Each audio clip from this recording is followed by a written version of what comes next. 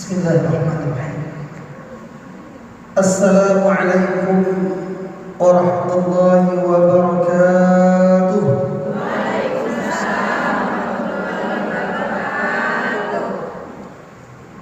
Kurang kompak. Baru bangun tidur.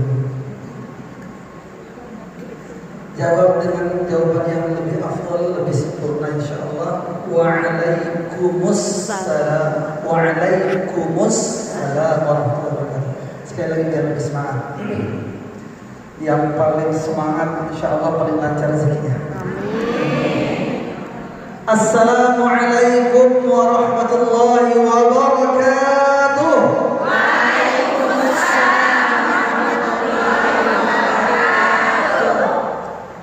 Masya Allah. Insyaallah calon-calon miliarder semuanya. Amin. Miliarder salihah dermawan. Innal hamdalillah alladzi bi ni'matihi tatimmu shalihat. Mujibud da'awat, rafi'ud darajat wa rafi'us samawat.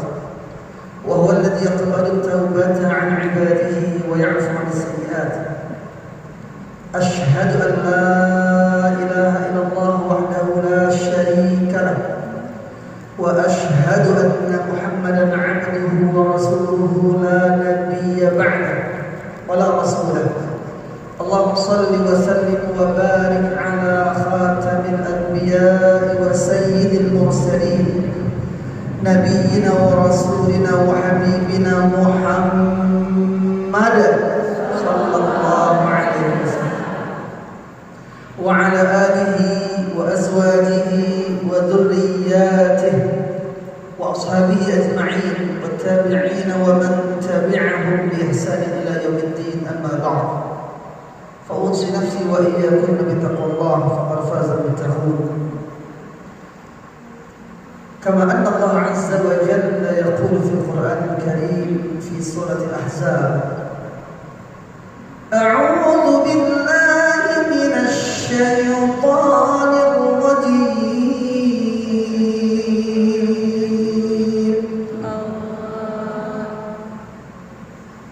بسم الله الرحمن الرحيم.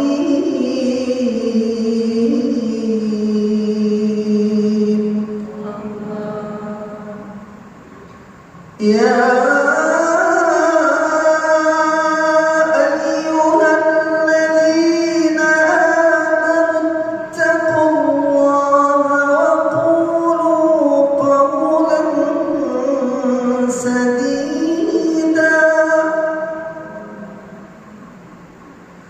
يصلح لكم أعمالكم ويغفر لكم ذنوبكم ومن يطع الله ورسوله فقد فاز فوزا عظيما.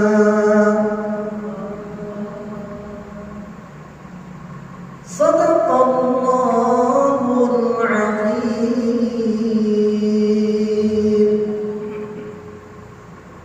اللهم ارحمنا بقرآنك.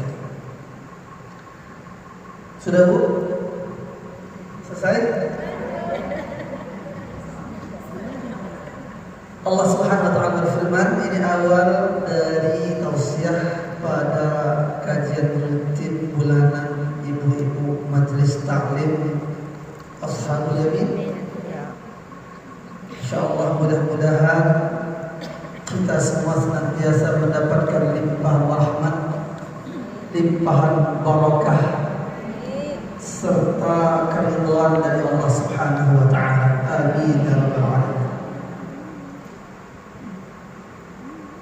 Allah berfirman pada ayat yang kita dengarkan tadi, hai orang-orang yang beriman. Jadi yang dipanggil orang-orang yang beriman. Ibu-ibu beriman? Insya Allah. Mudah-mudahan tetap beriman sampai kita semua diwafatkan. Amin ya rabbal alamin. Dipanggil sama Allah yang merasa beriman. Hai orang-orang yang beriman, berarti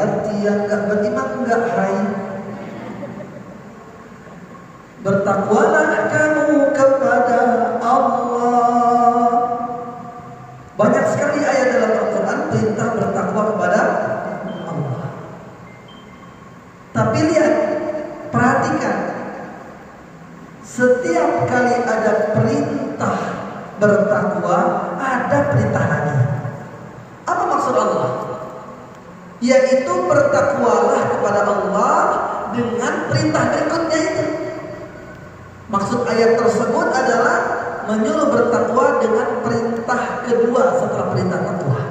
Bertakwalah kepada Allah, wa qulu qawlan sadida, dan ucapkanlah kata-kata yang benar, kata-kata yang baik. Jadi jangan sampai salah huruf. Di Al-Quran ini memang kita harus belajar, wajib belajar sampai kita tidak salah membacanya.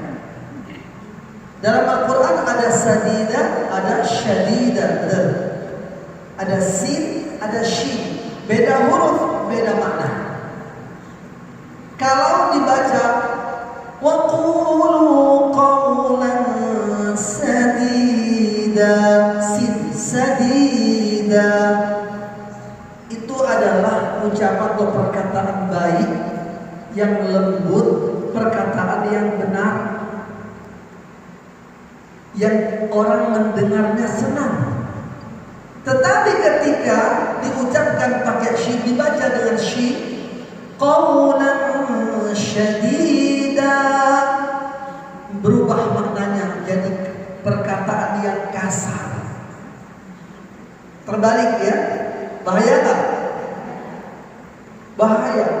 Makanya jangan sampai salah baca, salah huruf aja berubah maknanya. Mat salah juga berubah maknanya. Saya pernah sholat di sebuah musholla, kemudian imam maghrib pada waktu tersebut membaca ayat, matnya salah dari surah Al-Lail pada ayat terakhir. Harusnya dibaca wala sawfa yaqta, dan sungguh Allah akan ridha. Artinya, dan sungguh Allah akan ridha.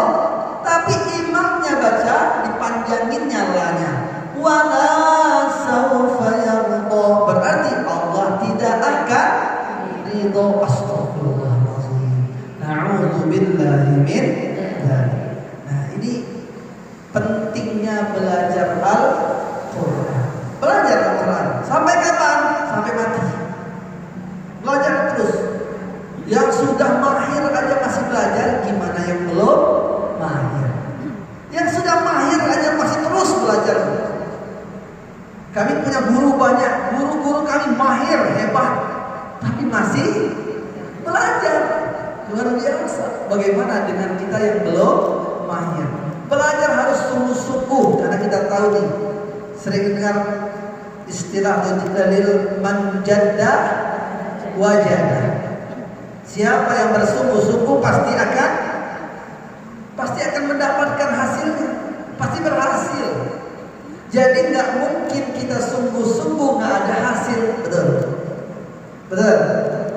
Sama dunia juga begitu. Ketika orang bekerja sungguh-sungguh, ada hasil nggak? Ada. Ya, tapi untuk dunia. Cuman kalau kita terus kejar dunia, lupa mengejar akhirat, maka akhirat ketinggalan. Mengejar dunia itu ibarat mengejar bayanganmu. Bisa nggak ngelewatin bayangan itu? Nggak bisa. Terus aja dikejar-kejar, nggak ada habisnya. Tapi sebaliknya, kalau kita yang mau dikejar dunia, caranya adalah berbalik ke belakang. Kejar akhiratnya lebih diutamakan dibanding mengejar dunia. Balik ke belakang. Yang tadinya bayangan di depan, sekarang kita taruh bayangan itu di belakang. Anggaplah bayangan itulah dunia sebenarnya. Kejar akhirat, kejar ridha Allah, kejar rahmat Allah, kejar barakah dari Allah. Maka dunia yang akan mengejar kita, insya Allah. Kalau saya tanya ibu-ibu, pengen diberi kemudahan mencari rezeki, apa pengen didatangkan rezeki oleh Allah? Halo? Pilih. Enggak, pilihannya cuma dua. Jangan dua-duanya. Yang pertama, ibu pilih yang mana? Pertama atau kedua? Yang pertama, dimudahkan dalam mencari rezeki. Dimudahkan dalam mencari rezeki. Berarti ibu harus keluar rumah, harus kerja mencari rezeki. Yang kedua, didatangkan rezeki sama Allah. Walaupun ibu nggak keluar rumah, rezekinya datang ke rumah. Pilih pertama apa kedua? Hah? Sebenarnya saya sudah tahu jawabannya. Iya kan? Jujur, yang pertama kedua. Jangan ragu. Saya ulangi, yang pertama diberi kemudahan oleh Allah dalam mencari rezeki. Berarti harus keluar rumah, harus kerja, harus jualan, harus nawar-nawarin orang, ya kan? Yang kedua, didatangi rezeki. Ibu di rumah pun datang rezeki, lagi di masjid datang rezeki, lagi tidur masuk rekening rezekinya. Enak nggak? Yang mana yang paling enak? Kedua. Dasar kita tuh pemalas. Ketahuan ya? Males, ya nggak? Malas kerja namanya. Maunya duduk di rumah enak-enakan dapat duit, betul? Tapi bisa nggak begitu? Bisa. Yang ngatur rezeki siapa? Dan sudah banyak orang yang begitu. Banyak. Sudah banyak orang yang begitu. Bahkan saya banyak bertemu dengan teman-teman yang Masya Allah rezekinya luar biasa, tapi tetap semuanya pakai atau melalui proses. Ya kan? Ada prosesnya. Nggak langsung begitu juga, enggak. Dari sekarang ibu dia kerja di rumah, insya Allah miskin. Lah, belum ada proses, ya enggak? Harus ada usaha nggak? Ada. Ngandelin doa aja bisa datang rezeki, tapi tidak akan maksimal kalau tanpa usaha yang juga maksimal. Nah, cuman tadi yang mau dikejar dunia dulu apa akhirat dulu? Kejar akhirat. Kejar akhiratnya dulu. Ketika dikejar akhirat, dunianya yang ngejar kita. Setuju? Mau nggak? Mau banget? Banget apa bingit? Jadi karena rezeki dari Allah, rezeki milik Allah, rezeki itu punya Allah. Allah berhak memberikannya kepada siapapun yang Allah kehendaki, ya enggak? Ya terserah Allah. Allah mau ngasih siapa terserah Allah. Yang pasti Allah akan memberikan rezeki terbaik, bukan terbanyak, terbaik kepada hamba-hamba yang diridhai Allah, yang disayangi sama Allah. Jadi patokannya barokah. Barokah bukan berarti banyak, tapi barokah itu adalah berkecukupan. Ibu-ibu pilih banyak apa cukup? Nah, ragu ya? Nggak ada kedua macam, nggak ada. Pilihannya salah satu aja. Cukup atau banyak?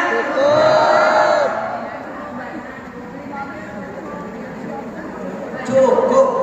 Nggak ada cukup banyak. Cukup atau banyak? Cukup. Banyak yang gil ya. Maunya cukup ya banyak. Coba kita pahami. Kita akan mengatakan dengan satu kata aja, cukup. Iya kan? Kenapa? Itu yang diajarkan Nabi kita. Karena bisa jadi cukup itu memang banyak. Iya kan? Tapi bisa jadi cukup tapi nggak kelihatan banyak. Bu, banyak harta emang enak. Menurut kita kayaknya enak. Tapi orang yang banyak harta, yang sudah ngerasain bahkan sudah lama dikejar-kejar sama orang kantor pajak, dimata-matain sama KPK, iya enggak? Handphonenya Bu disadap, siap nggak Ibu? Tuh kan nggak mau, maunya banyak. Tapi cukup beda. Kalau cukup belum tentu banyak, banyak pun belum tentu cukup. Banyak belum tentu cukup. Ya enggak? Memang cukup belum tentu banyak, memang. Tapi cukup bisa jadi banyak. Tapi banyak belum tentu cukup. Ada orang miliaran dapat uangnya Bu. Miliaran dapat uang bukan bulanan Bu, harian. Keren gak? Tapi masih korupsi, berarti merasa tidak cukup. Tapi kalau cukup, Masya Allah, di rekening sih angkanya gak banyak, tapi pas mau rehab rumah cukup. Butuh mobil, beli mobil cukup. Pas dekat musim haji, pengen haji sekeluarga cukup. Bangun pesantren cukup. Biayain anak sekolah cukup. Enak gak? Jadi pilih banyak apa cukup? Udah sepakat sekarang ya? Karena orang merasa cukuplah yang disukai Allah. Disebut sifatnya qanaah. Nah, kita akan belajar lagi. Dulu pernah saya sampaikan. Mungkin ibu-ibu bukan lupa, tapi gak ingat. Belajar tentang makna dari taqwa yang disebutkan atau pendapat dari Imam Al-Ghazali rahimahullah ta'ala. Beliau menafsirkan setiap huruf dari takwa tersebut ada maknanya. Ta, qaf, waw, ya. Inilah sifatnya orang bertakwa itu. Ada pada huruf-hurufnya. Yang pertama ta. Apa itu ta? Tawadhu'. Orang bertakwa itu tawadhu'. Tahu Bu tawadhu'? Tahu? Rendah hati. Rendah hati nggak perlu duduk terus Bu jalannya. Ini hati direndahin gitu ya. Rendah hati orang yang tidak sombong, orang yang tidak angkuh, orang yang tidak membanggakan dirinya sendiri, tidak membanggakan hartanya, tidak membanggakan kelebihannya, tidak merasa lebih dari siapapun. Orang tawadhu. Orang tawadhu itu melihat orang dia senang terus. Sebaliknya, orang sombong itu berpenyakit hatinya, ada sifat iri dengki terhadap orang lain. Na'udzubillahi min dzalik. Kalau sudah punya penyakit iri dengki, senang melihat orang susah, susah melihat orang senang. Di sini ada nggak yang begitu? Nggak ada. Alhamdulillah. Ada beneran ya? Insya Allah ada yang ketahuan. Nggak ada. Insya Allah di sini orang-orang tawadhu semuanya orang yang takwa yang dicintai Allah. Amin. Ini tawadhu. Apa kata Rasulullah? Tawadhu. Bertawadhulah kalian, rendahkanlah diri kalian, hati kalian di hadapan siapapun orangnya. Kenapa? Karena kata Rasulullah SAW, kalau kalian tawadhu, wa ma tawadhu'a ahadun illa rafa'ahu Allah. Tidaklah seseorang itu tawadhu, tawadhu'a ahadun lillah, tawadhunya karena cari ridha Allah. Dia merendahkan dirinya dalam rangka pengen dekat sama siapa? Sama Allah. Dia merendahkan dirinya karena dia sadar di hadapan Allah dia bukan siapa-siapa. Dia sama seperti hamba yang lain, bahkan dia merasa lebih hina. Dia merasa jauh dari Allah. Oleh karena itulah dia bergegas untuk memperbaiki dirinya,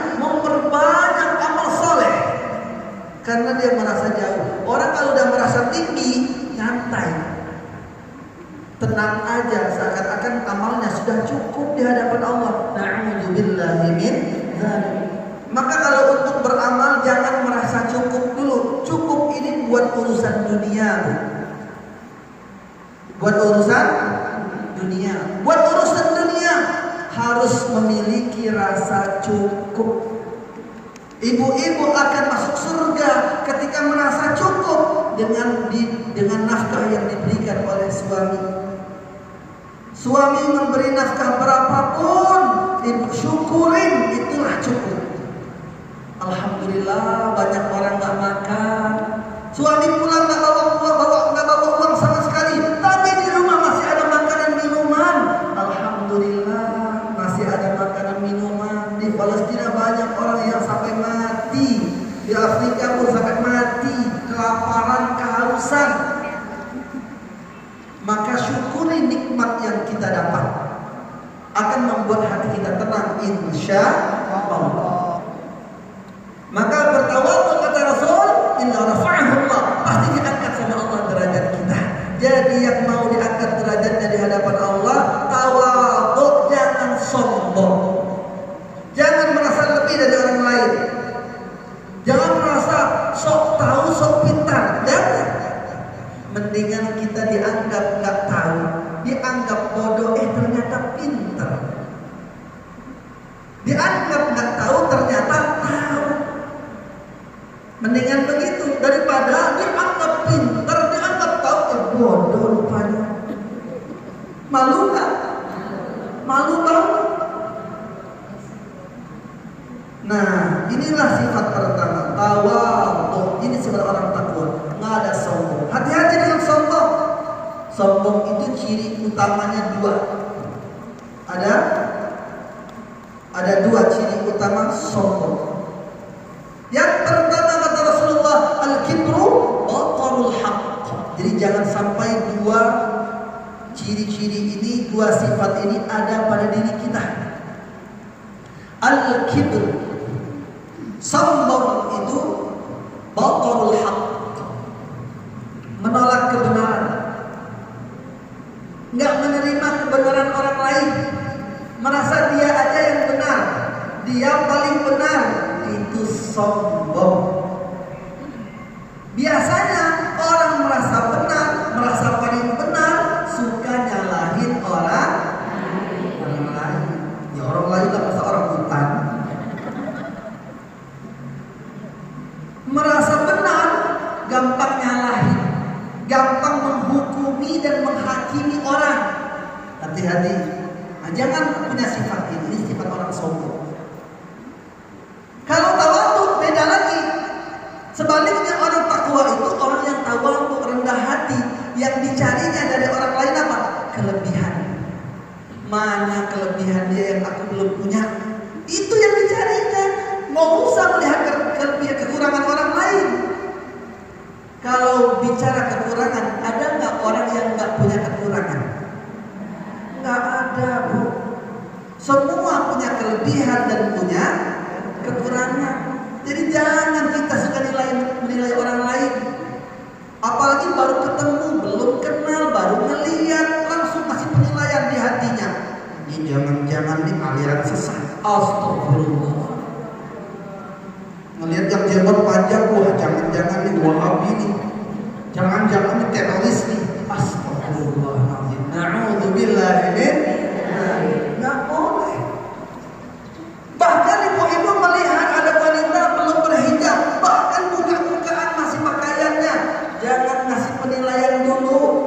Wah, jangan-jangan ini ahli neraka ini. Astagfirullah. Jangan begitu, belum tentu, ya enggak? Ibu-ibu nggak usah sibuk jadi panitia surga neraka. Emang bisa jadi panitia surga neraka? Bisa nggak? Nggak bisa. Itu sudah ada panitianya. Ada malaikatnya, ya kan? Penjaga surga malaikat Ridwan, penjaga neraka malaikat Malik. Kalau mau jadi panitia neraka, daftar sama malaikat Malik. Kalau mau jadi panitia surga, daftar sama malaikat Ridwan. Tapi ngapain? Panitia itu enak nggak sih? Biasanya panitia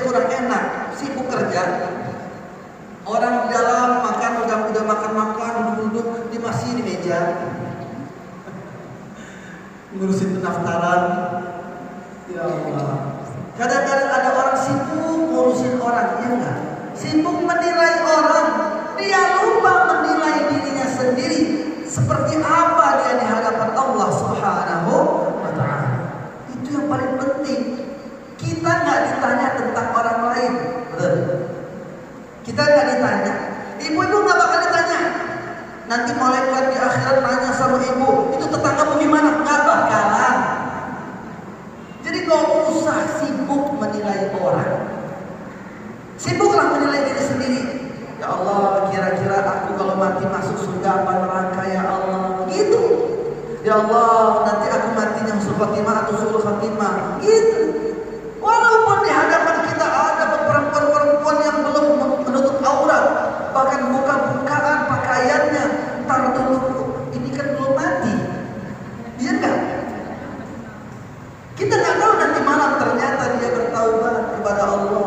Dia menangis menyesal atas perbuatannya. Ternyata taubatnya diterima sama Allah. Besok meninggal dunia, jangan vonis dia ahli neraka. Yang terima taubatnya siapa? Allah. Belum sempat dia keluar rumah mau berpakaian menutup aurat dengan sempurna, malamnya sudah bertaubat, sudah niat mulai besok dia akan menutup aurat, tapi malamnya dia meninggal dunia. Masya Allah, husnul khatimah. Besoknya dia sudah calon ahli surga. Tapi sebagian orang menilai apa? Kasihan dia mati masih buka-bukaan pakaian. Itu kan kemarin. Kalau malaikat bisa jawab, ngomong begitu malaikat. Jadi jangan sibuk menilai orang. Menilai orang lain itu nggak enak, capek. Ya enggak? Orang kita pikirin, yang kita pikirin nggak mikirin kita. Rugi nggak? Ntar suaminya bingung. Bu, kenapa sih nggak tidur-tidur? Itu tuh Pak, aku tuh mikirin si Anu. Ngapain dipikirin? Coba telepon. Udah tidur belum dia? Tidur udah. Rugi Bu, mikirin orang yang mikirin kita. Mendingan kita yang mikirin orang, betul?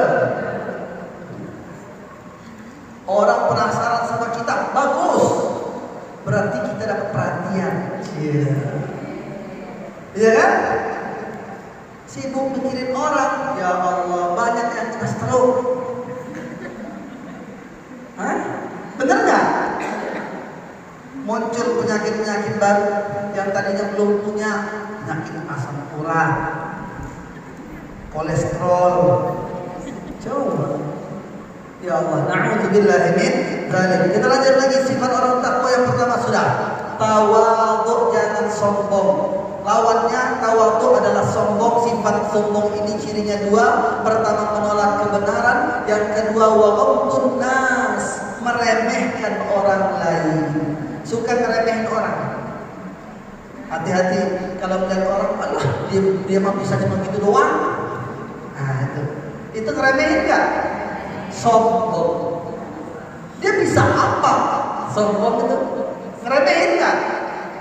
Jangan. Bisa jadi memang dia tidak menunjukkan, atau Allah tidak memperlihatkan kelebihannya dia. Kadang-kadang berbedanya kita dengan orang lain saat kita diuji sama Allah dengan kebaikan. Allah tampakkan kebaikan kita di hadapan orang, Allah tutupi keburukan dan aib kita. Lalu orang menghormati kita, lalu orang memuji-muji kita, lalu orang menganggap kita orang baik, orang mulia, orang istimewa. Padahal Allah tahu siapa kita. Betul? Ada orang juga sebaliknya, keburukannya diperlihatkan Allah, kekurangannya dipertontonkan di hadapan halayak banyak, namun kebaikannya tidak diperlihatkan sama Allah. Sehingga penilaian orang pasti buruk nggak sama orang itu? Pasti buruk. Nah, disinilah tugas kita bukan menilai. Kalau melihat kekurangan orang, keburukan orang, berdoalah kepada Allah. Apa doanya? Pertama, doakan orang tersebut agar Allah memperbaiki hidupnya, agar dia menjadi orang yang baik, agar dia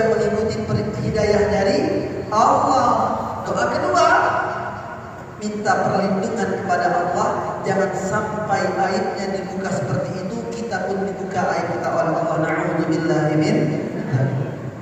Jadi selalu mendoakan orang. Inilah yang disebut ad-du'a fi dhahril ghaib. Doa. Iklan dulu ya. Sebentar.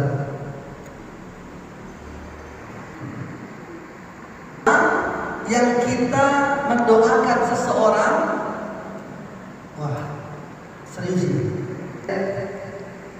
Sampai mana tadi? Orang lain yang kita melihat kekurangannya, yang aibnya dibuka sama Allah, doakan. Jangan ikut membuka aib orang. Nih ada berita tentang aib orang lain. Ada yang sibuk nge-share. Astagfirullahaladzim. Boleh nggak? Dosa? Menyebar dosa.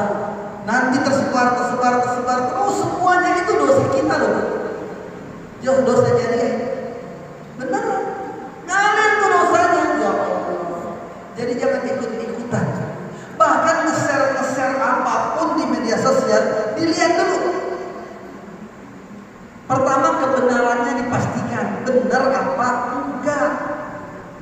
Diperhatikan lagi, itu aib orang lain bukan. Kalau secara pribadi, oh aib rumah tangga orang, jangan.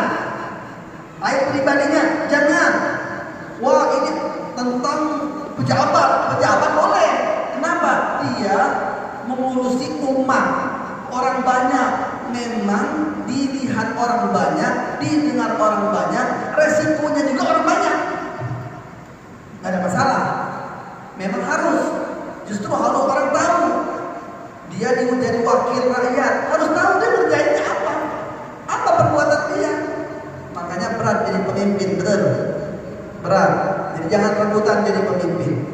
Kalau bisa orang-orang yang paham ini pastinya tidak mau jadi pemimpin kecuali dipaksa untuk memimpin. Boleh jadi pemimpin, boleh kita rebut kepemimpinan, ada syarat juga. Ketika tidak ada yang lain yang lebih baik, mudarat semua, tapi kita ingin mengambil alih kepemimpinan itu demi apa? Demi kebaikan. Hanya itu syaratnya. Tapi ingat, jangan lupa dan kalau udah jadi pemimpin. Waktu belum jadi pemimpin lama. Datang bagi-bagi. Iya kan? Giliran sudah jadi ngilang. Lupa. Kayak naik angkot bu, angkotnya mogok. Ibu dorong tuh angkot, pergi tuh angkotnya. Astagfirullah. Yang dorong ditinggal. Na'udzubillahi min dzalik. Itu sebagian pemimpin begitu. Na'udzubillah. Mudah-mudahan Allah kasih hidayah kepada kita semuanya. Amin ya rabbal alamin. Semua orang semuanya dapat hidayah. Tetapi tidak semuanya mengikuti hidayah. Itu masalahnya. Baik, kita lanjut lagi. Sudah tadi satu sifat ya, orang bertakwa tawadhu, tidak sombong. Orang sombong punya ciri-ciri dua, menolak kebenaran, dinasihati enggak bisa, menolak kebenaran orang enggak diterima, maunya dianggap benar sendiri. Alhamdulillah. Suka meremehkan orang lain. Ini ciri-cirinya. Nah, orang takwa sifat yang kedua dalam kalimat atau dalam kata takwa, ta, qaf, waw, ya, qaf. Tadi sudah kita bahas di awal. Qaf itu qanaah. Orang yang selalu merasa cukup. Merasa cukup, mau banyak mau dikit cukup. Maka dengan qanaahlah seseorang mampu bersyukur atas nikmat yang Allah berikan. Gimana caranya biar selalu bersyukur? Kata Rasulullah ada. Unzuru ila man asfala minkum wa la tanzuru ila man fawqikum. Dzalika ajdaru an la tasdaru ni'matallah. Lihatlah orang yang hidupnya di bawah kalian, jangan melihat yang di atas kalian. Itulah cara terbaik kata Rasulullah ini. Cara terbaik buat kalian, paling aman untuk kalian agar kalian tidak meremehkan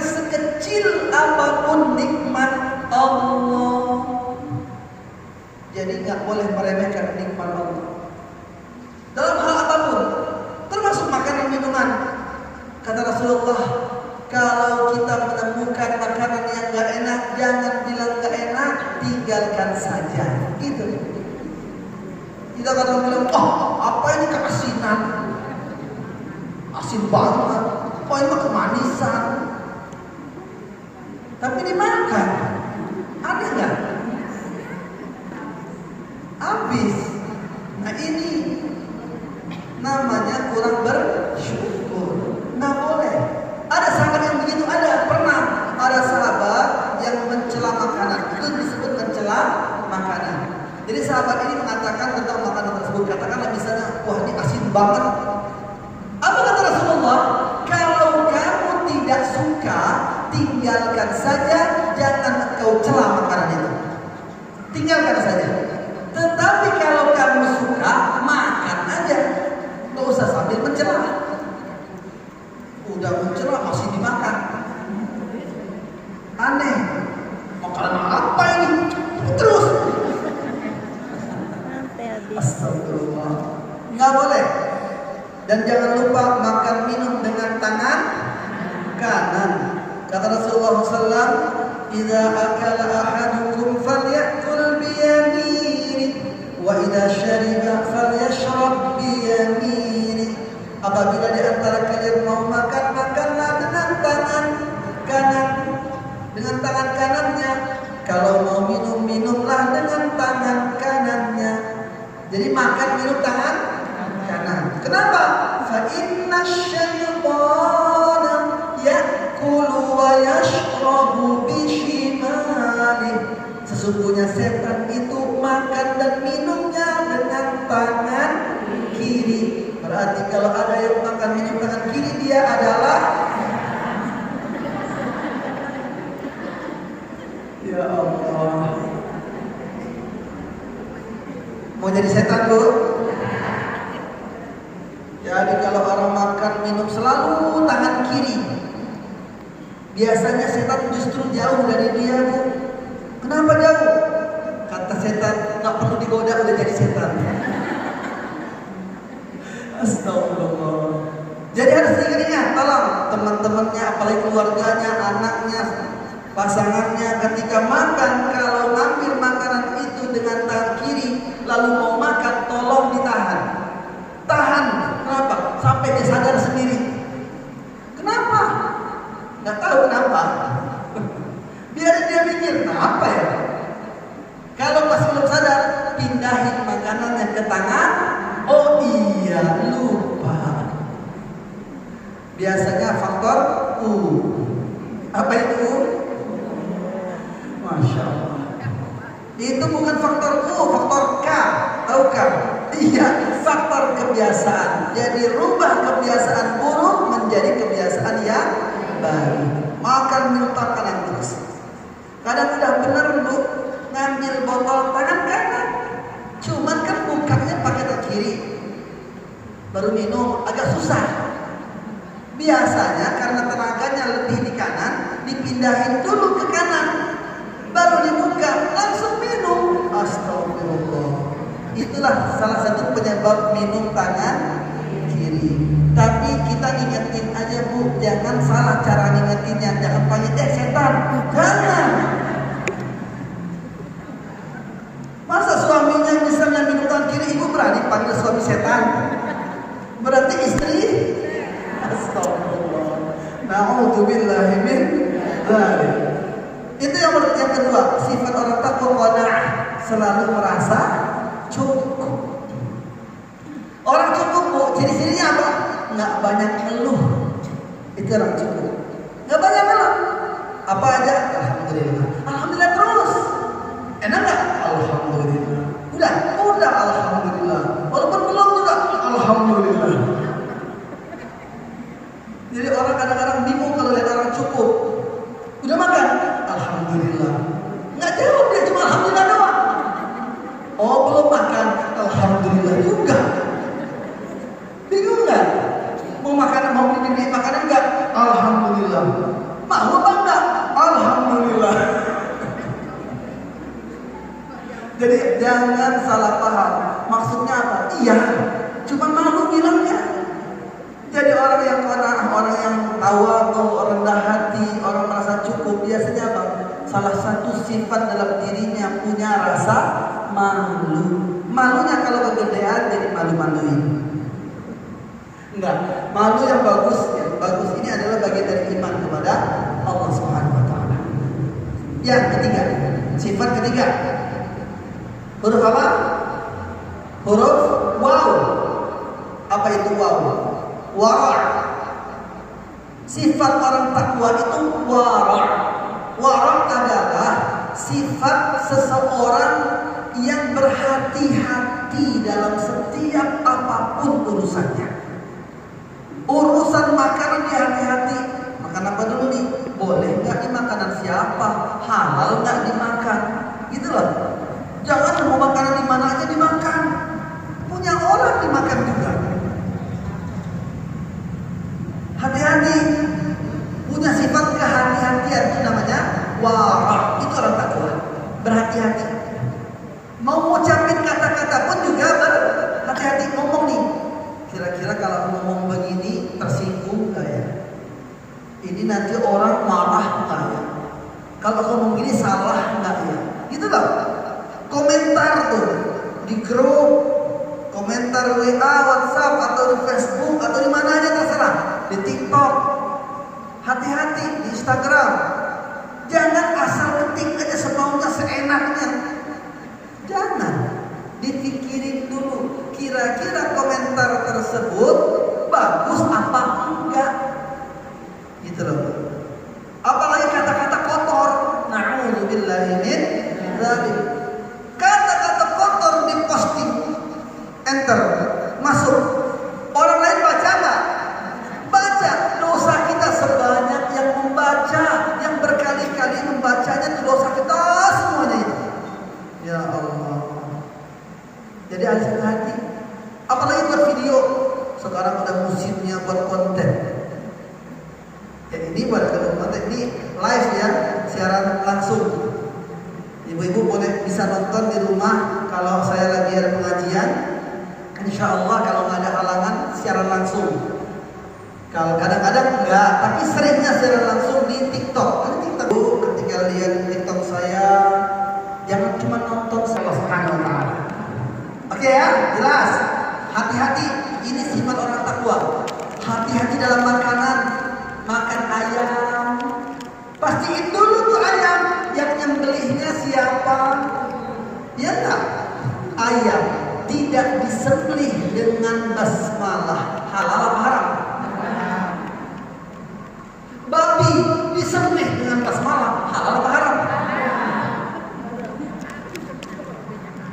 Babi mau disembelih 1000 kali bismillah pun tetap halal. Tapi ayam, kambing, sapi di kerbau disembelih dengan bismillah semuanya halal.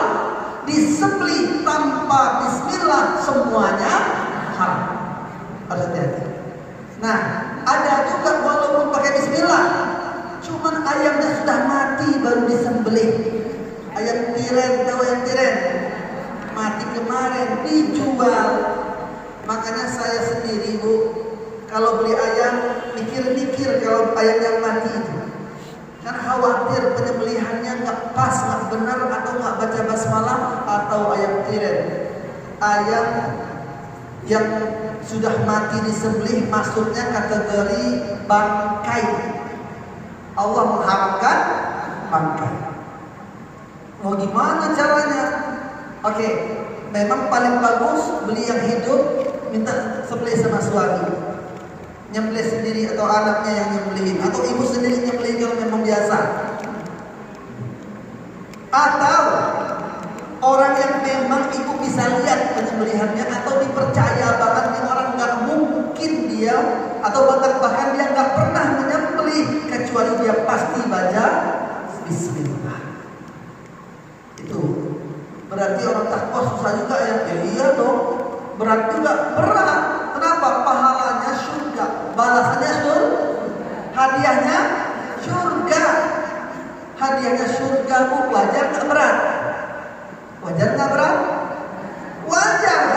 Surga itu kita masuk ke dalamnya, nggak keluar lagi, kekal abadi selama-lamanya.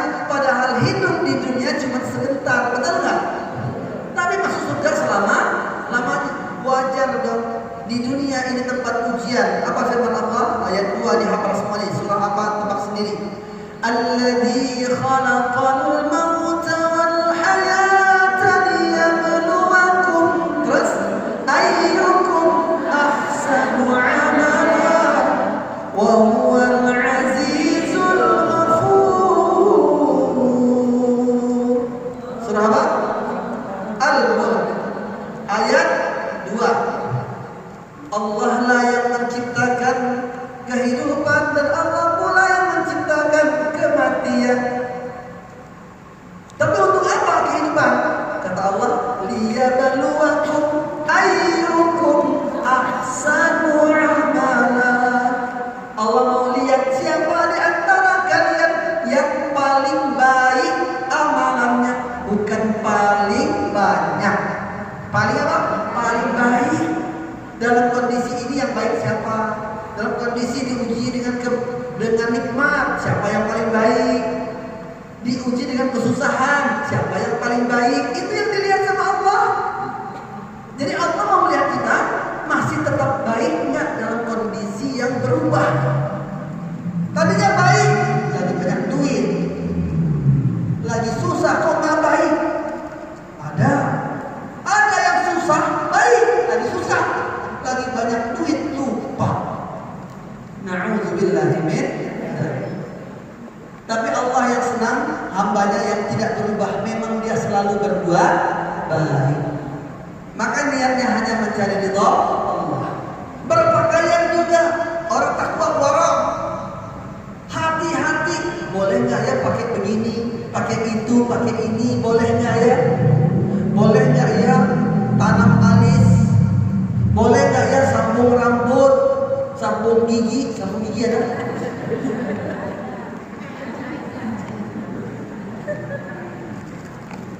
Boleh nggak ya yang pesek pengen mancung dioperasi?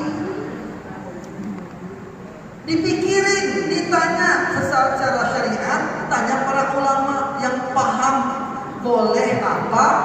Enggak, jangan lakukan dulu. Kalau melakukan dulu baru nanya, itu namanya informasi. Iya enggak? Yang benar adalah nanya dulu sebelum berbuat. Siap. Ibu-ibu keluar rumah harus izin suami, betul? Kalau nggak diizinkan suami jangan keluar rumah. Walaupun ikut pengajian suami nggak ridho, Allah nggak ridho ibu ikut pengajian. Ada solusinya, ada. Buka TikTok Yasir Arafat Al-Jambi. Balik ke TikTok lagi. Ada YouTube juga, insya Allah sebagian dari hasil live ini, sebagiannya ya, nggak semua, itu saya download, lalu saya upload ke YouTube saya.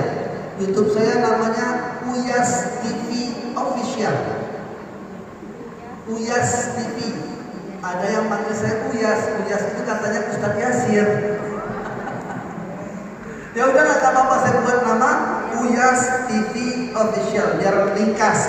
Kalau buat nama kepanjangan Yasir Arafat Al-Jambi. Ya, gitu ya. Jadi sudah sebagian tausiah-tausiah saya masukkan ke dalamnya. Silakan ditonton, didengar, di-share, ambil yang baik-baiknya. Kalau ada kesalahan, kritikan, masukan, langsung japri ke handphone saya, boleh sampaikan. Mungkin ada penyampaian saya yang salah atau keliru.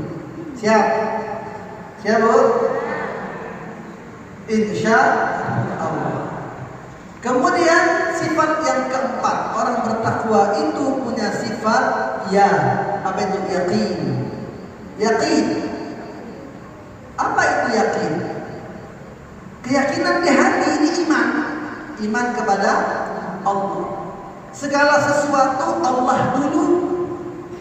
Nggak percaya kalau sesuatu itu tidak bisa dilakukan kecuali atas izin Allah.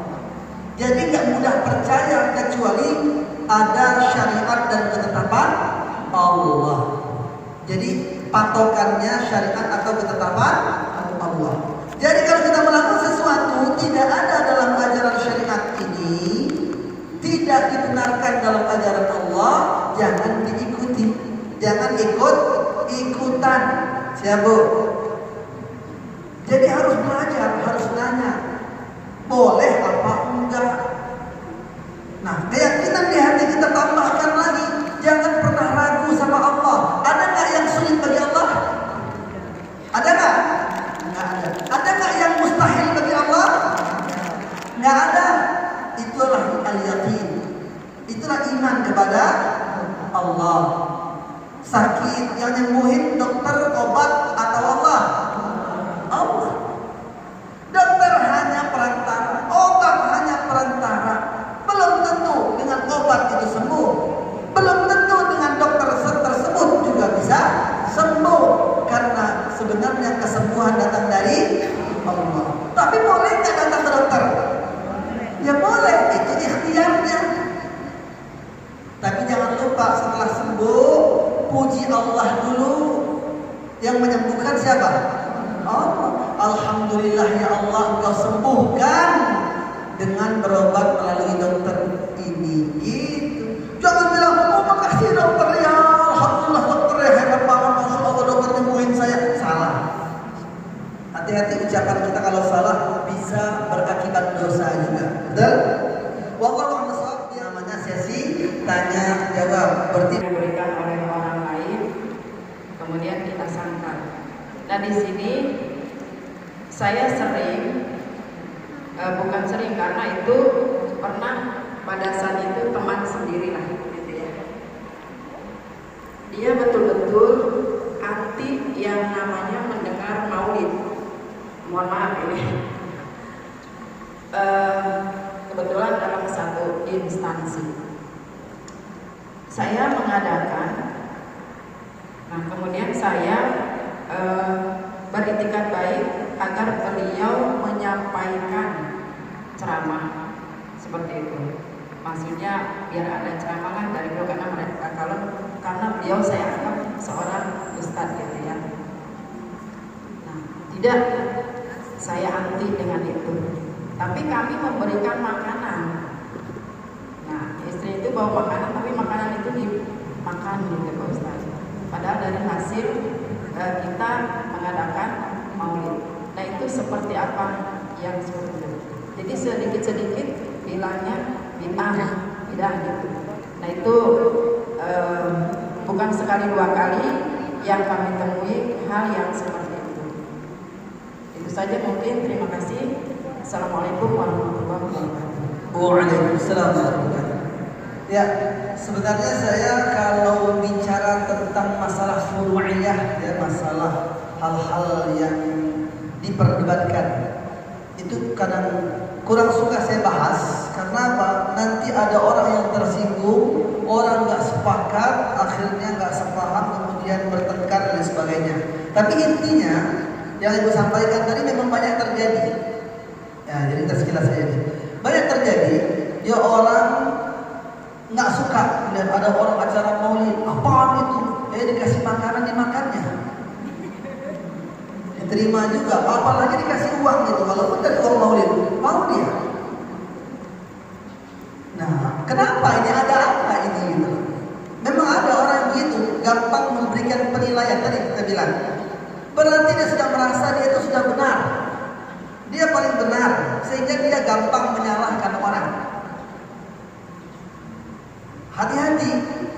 Saya pernah ditanya oleh seseorang juga, Ustaz, kalau Ustaz isi acara maulid, bukannya maulid itu bid'ah?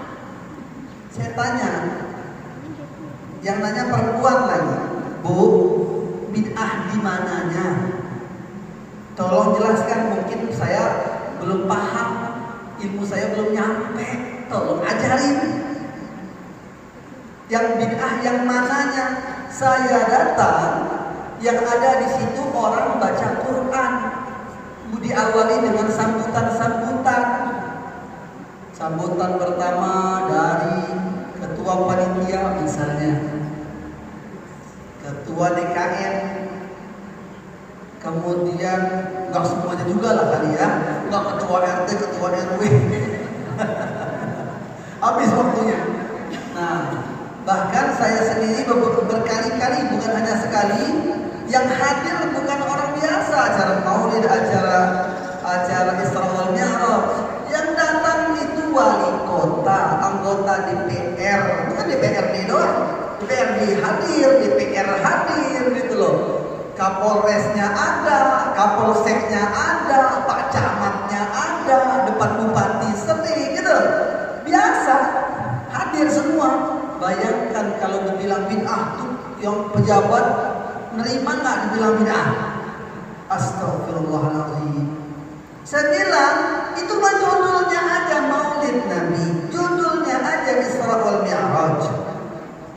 Sama-sama pengajian, ya enggak?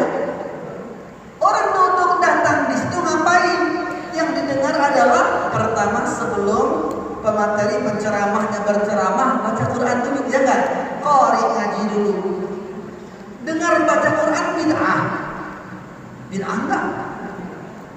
Bukannya bid'ah, justru harus dengerin orang baca Quran.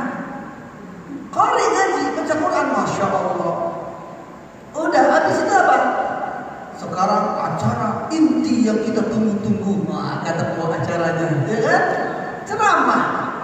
Kecuali ceramah isinya itu tidak mengajak kepada kebaikan. Karena juga justru rombongan orang-orang yang suka menghakimi begitu, nggak enak dengar ceramahnya. Jujur Bu, saya katakan apa? Saya pernah judulnya kajian tafsir Al-Quran. Wah, senang saya. Ini online, live. Saya buka live tersebut karena judulnya kajian tafsir Al-Quran. Belum 5 menit saya tutup lagi kajian itu. Saya bilang ini bukan ngaji, bukan kajian tafsir.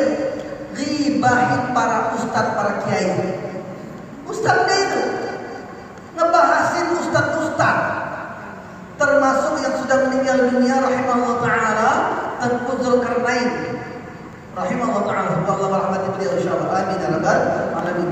Masa dibilangnya Tengku Zulkarnain, disebutnya namanya ini ustadz penyebar khurafat. Astagfirullahaladzim. Ibu tahu enggak? Tengku Zulkarnain hafal 30 juz, bukan cuma juz 30 kayak ustadz itu. Itu ustadz ternyata enggak hafiz Quran. Yang dikata-katainya yang hafiz Quran. Tengku Zulkarnain dapat sanad 30 juz. Enggak main-main. Beliau doktor dari segi agama sudah luar biasa. Wajar dia jadi wakil sekjen MUI waktu itu, ya kan? Memang ulama, ilmunya segudang. Saya dengarin beliau ceramah nggak ada puas-puasnya. Masya Allah. Dibilang penyebar khurafat. Astagfirullah. Ngata-ngatain ustadz lain, kepanjangan-kepanjangan, ada singkatan nama ustadz dibuat kepanjangannya itu jelek-jelek. Katanya puas adalah hati nggak mereka? Ya, mencari ridho Allah, dapat amal soleh yang nanti pulang kita amalkan. Setelah diamalkan, ajak orang mengamalkannya, biar jadi barokah. Udah abaikan. Orang mau menilai acara Maulid Nabi Isra Mi'raj sebagai apa? Terserah. Saya terus terang kapanpun diundang datang saya, baik jadi penceramah atau pendengar. Kalau lagi nggak ada acara, saya datang jadi pendengar, saya sama yang lain. Duduk saya dengerin ceramah, nggak ada masalah, gitu loh. Masalahnya adalah di hati orang yang ngasih penilaian. Mungkin dia merasa dia sudah cukup amalnya, sudah paling baik, paling benar, sehingga dia menyalahkan yang lain. Semoga Allah kasih hidayah mereka semuanya, insyaallah. Amin ya rabbal alamin. Itu Bu ya. Ya, karena waktu yang membatasi kita, jadi pertanyaannya ke bawah ini. Nggak ada ya, nggak kelihatan ya. Belum berdoa, karena yang datang ini ibu-ibu semuanya, perempuan, akhwat, ada yang masih muda, masih kecil, ada yang sudah nggak mau dibilang sudah. Karena kebanyakan perempuan, karena memang pengajian perempuan, pengajian ibu-ibu.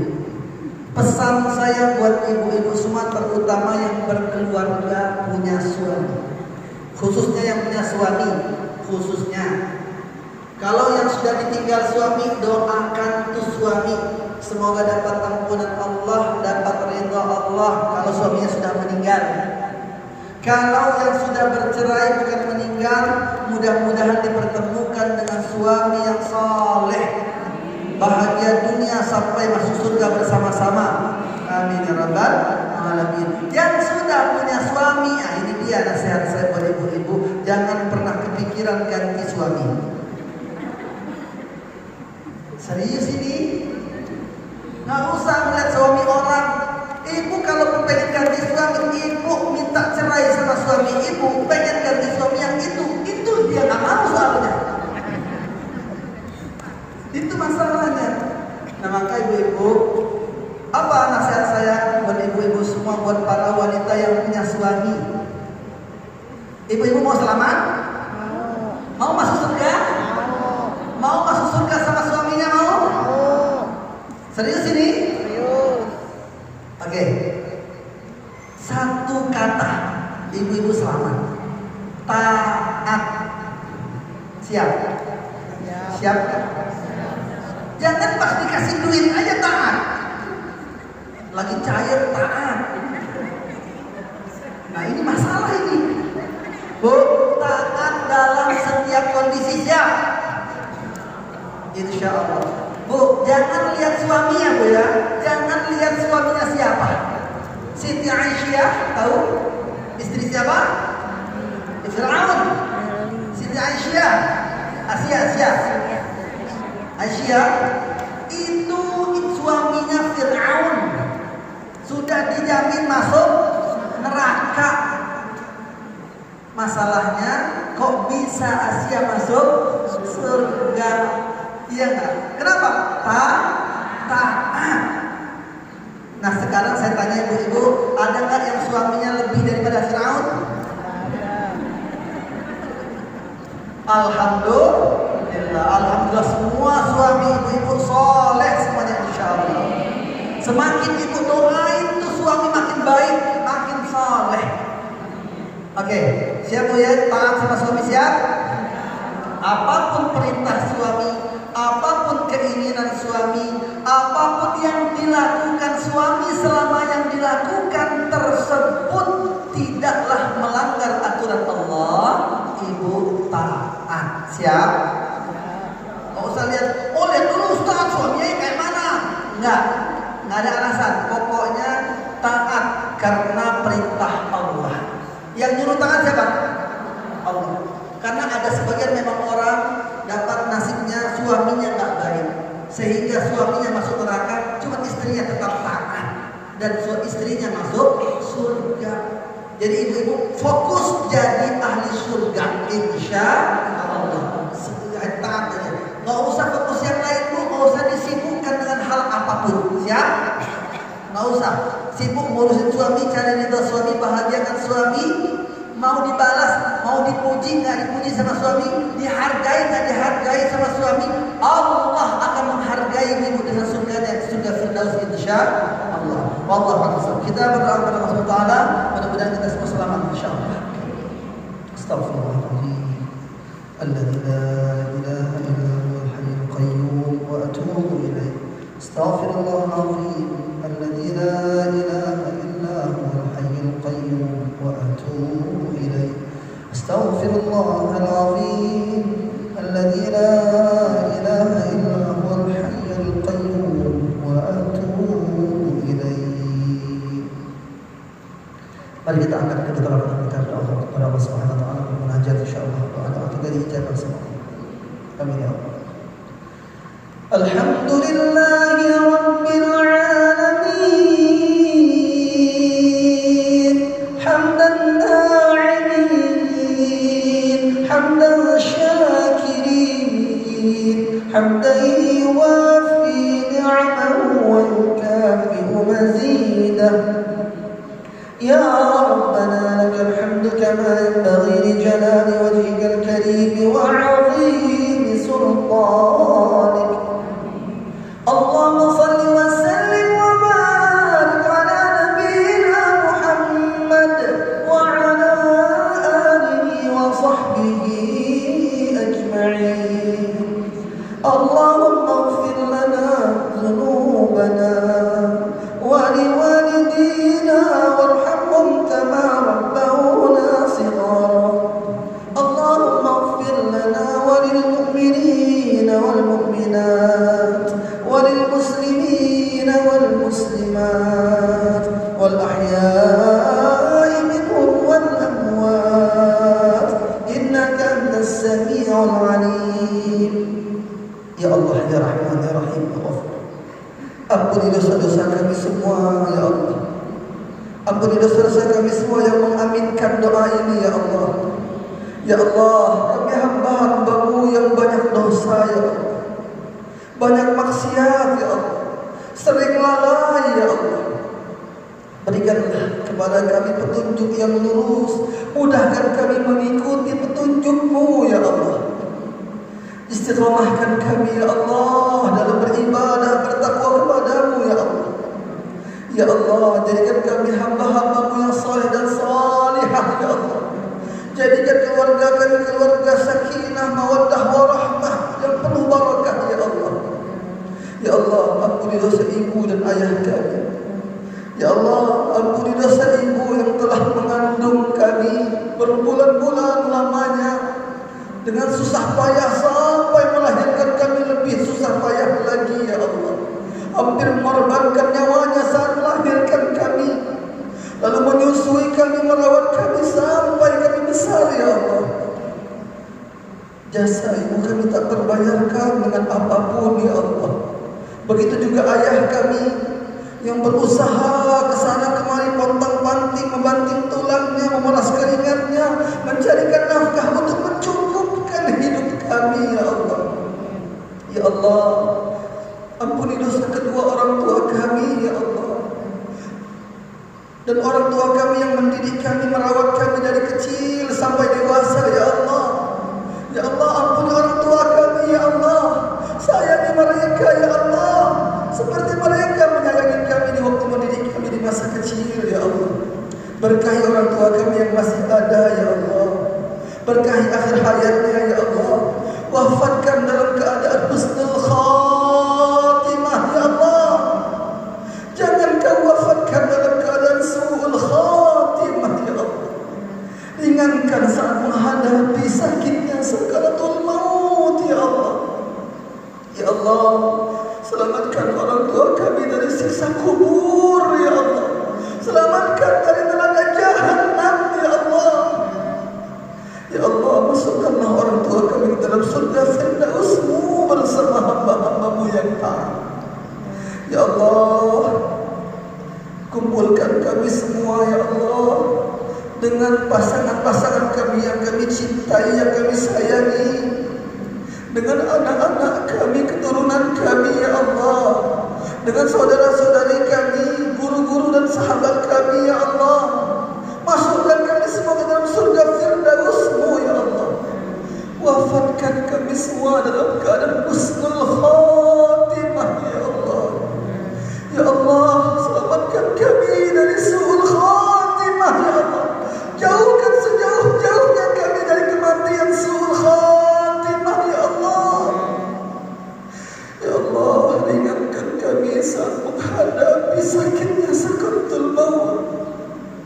Ya Allah, perkenankan lisan kami mengucapkan kalimat La ilaha illallah agar kami terjamin masuk ke dalam surga-Mu dan selamat dari neraka-Mu ya Allah.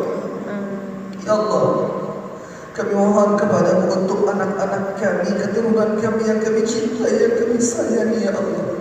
Kami titipkan ya Allah anak-anak kami dimanapun mereka berada, kapanpun saatnya ya Allah. Tolong bimbing dengan petunjuk-Mu yang lurus ya Allah. Jadikan anak-anak kami anak-anak soleh dan solehah yang senantiasa menutup auratnya dengan sempurna ya Allah, yang senantiasa menjaga salat 5 waktunya ya Allah. Ya Allah, selamatkan anak-anak kami dari mara bahaya, selamatkan dari musibah ya Allah, jauhkan dari penyakit apapun ya Allah, jauhkan dari orang-orang yang akhlaknya buruk dan pergaulan bebas ya Allah. Ya Allah, dekatkan segala kebaikan untuk anak-anak kami ya Allah. Ya Allah, limpahkan ilmu yang barokah, ilmu yang bermanfaat, yang membimbing anak-anak kami menjadi anak-anak soleh-solehah ya Allah.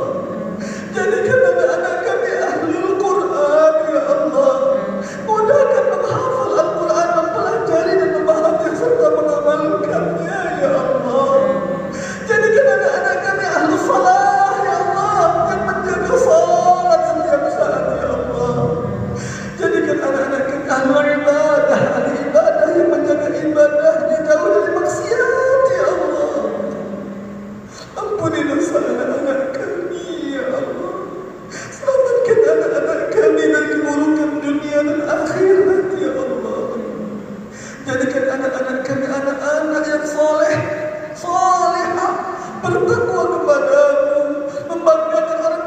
akhirat nanti di hadapan-Mu ya Allah.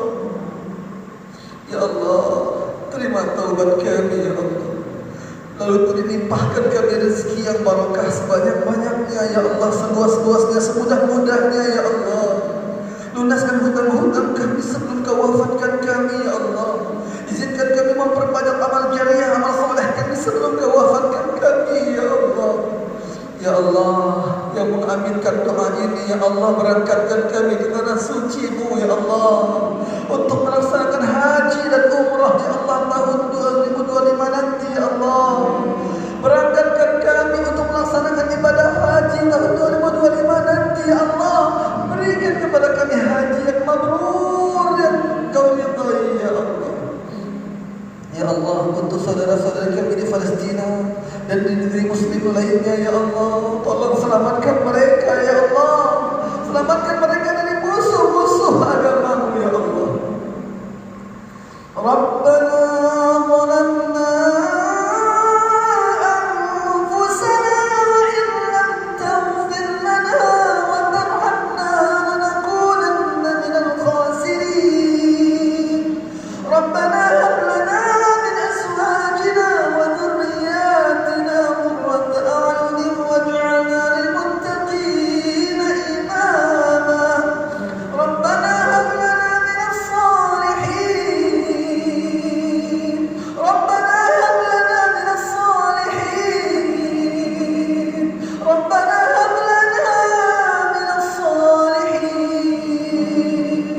Rabbana atina fid dunya hasanah wa fil akhirati hasanatan wa qina adzaban nar. Subhana rabbika rabbil izzati amma yasifun wa salamun 'alal mursalin walhamdulillahi rabbil alamin. Ibu-ibu yang dimiliki Allah Subhanahu wa taala, saya mohon maaf jika ada kata-kata yang kurang berkenan di hati. Jika ada penyampaian yang salah atau keliru datangnya dari pribadi saya sendiri, semoga Allah mengampuni saya dan mengampuni kita semuanya. Semoga barokah bagi kita semua yang mendengar, yang mengaminkan doa, yang mengamalkan ilmu-ilmu yang bermanfaat insyaallah. Selamat kita di dunia, selamat kita di akhirat nanti insyaallah. Amin ya rabbal alamin. Subhanallah wa bihamdihi asyhadu an la ilaha illa anta astaghfiruka wa atubu ilaik. Wassalamualaikum warahmatullahi wabarakatuh. Waalaikumsalam.